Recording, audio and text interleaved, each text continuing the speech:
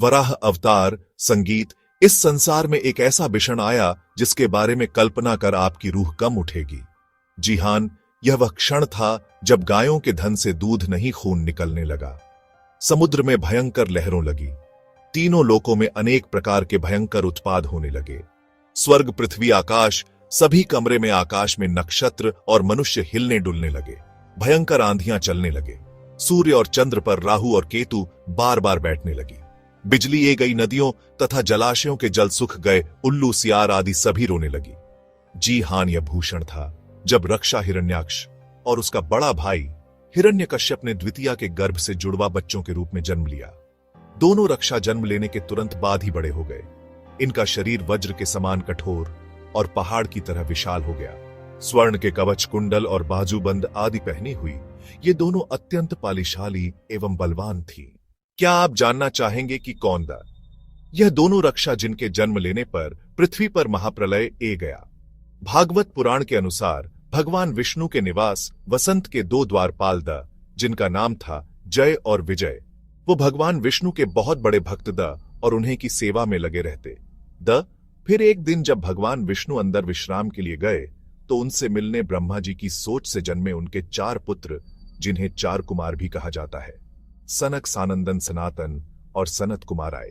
एक दिन जब वह चारों कुमार भगवान विष्णु के दर्शन के लिए आए तो जय और विजय ने उन्हें बालक समझकर उन्हें अंदर आने से माना कर दिया। यह देखकर चारों कुमारन को बहुत गुस्सा आया और उन्होंने जय और विजय को श्राप दिया कि उन दोनों को अपना देवत्व त्याग कर मृत्युलोक अर्थात धरती पर वास करना होगा ही। सुनते ही जय और विजय दुख से रोने लगी और भगवान विष्णु को पुकारने लगे।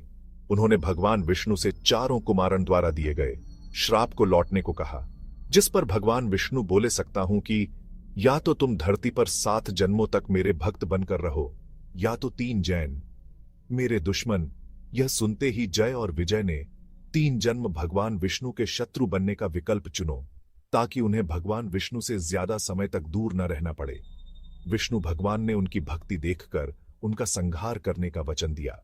जिसके पक्ष जय और विजय का धरती लोक पर जन्म हुआ वह दोनों संसार में अजर अमर रहना चाहते द। इसीलिए हिरण्याक्ष और हिरण्यकश्यप दोनों ने ही भगवान ब्रह्मा जी को प्रसन्न करने के लिए कठोर टैपकी से ब्रह्म भूमि प्रसन्न होकर इन्हीं और इनसे वरदान मांगने को कहा। वर मांगना चाहते हो? संगीत। ब्रह्मा जी उन्हें वरदान देकर अपने लोक चले गए। ब्रह्मा जी से वरदान पाकर हिरण्याक्ष और भी अधिक उतना और अहंकारी हो गया। तीनों लोकों ने स्वयं को सर्वश्रेष्ठ बताने के लिए एक के बाद एक वो अत्याचार करने लगा। वो अपने घमंड में इतना चूर हो गया, ये तीनों लोकों को जितने निकल पड़ा, जिससे चारों ओर हाहाकार मच गया और देखते ही देखते उसने पूरे इंद्रलोक पर अपना अधिकार जमा लिया।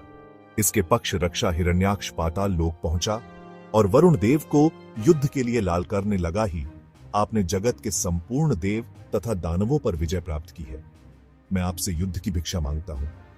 आप मुझसे युद्ध करके अपने युद्ध कौशल का प्रमाण दे।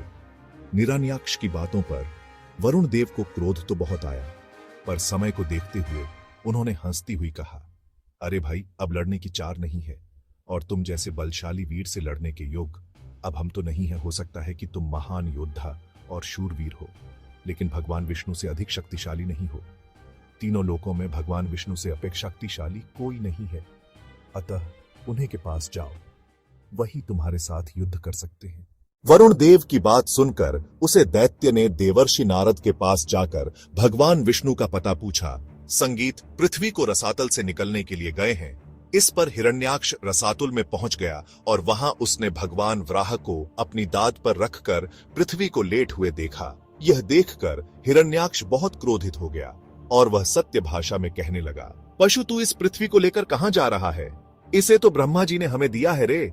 धर्म, तू मेरे रहते इस पृथ्वी को रसातल से नहीं ले जा सकता। तू तैरते हो और कानून का शत्रु है, इसीलिए आज मैं तेरा वध कर डालूंगा।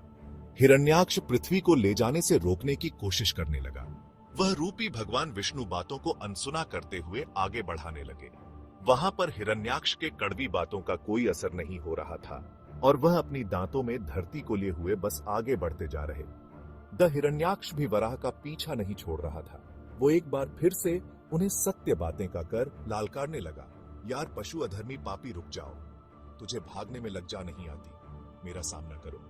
हिरण्याक्ष की इन बातों को सुनकर वराह को बहुत क्रोध है गया, किंतु पृथ्वी को वहां छोड़कर युद्ध करना उन्होंने उचित नहीं समझा और उनके कटु वचनों को सहन करते हुए वो जल्दी ही चल के बाहर आ गई। और इस तरह पृथ्वी को रसाल से सुरक्षित बाहर निकलकर उन्होंने उसे समुद्र के उपस्थित कर दिया। कभी हिरण्याक्ष को बहुत क्रोध आया और वह करने लगा। वह खुद को बचाते हुए कहने लगे, तुम्हारे पाप का घड़ा भर चुका है।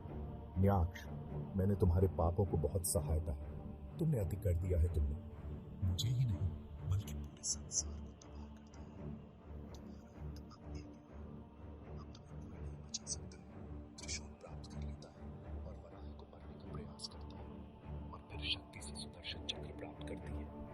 अब तुम अपने आप को बचा सकते हो तो बचा लो। अब तुम्हारी मृत्यु सर पर नाच रही है और त्रिशूल के टुकड़े टुकड़े करके माया की शक्ति का प्रयोग कर गायब हो जाता है। वो कभी प्रकट हो जाता है तो कभी छुप जाता है, कभी जोर से हंसता है तो कभी भयानक शब्दों में रोने लगता है, कभी उद्योग तो कभी खून की वर्षा। भगवान वराह और हिरण्याक्ष के बीच भयंकर युद्ध आरंभ हुआ और अंत में भगवान वाह ने एक बार फिर से सुदर्शन चक्र छोड़कर हिरण्याक्ष का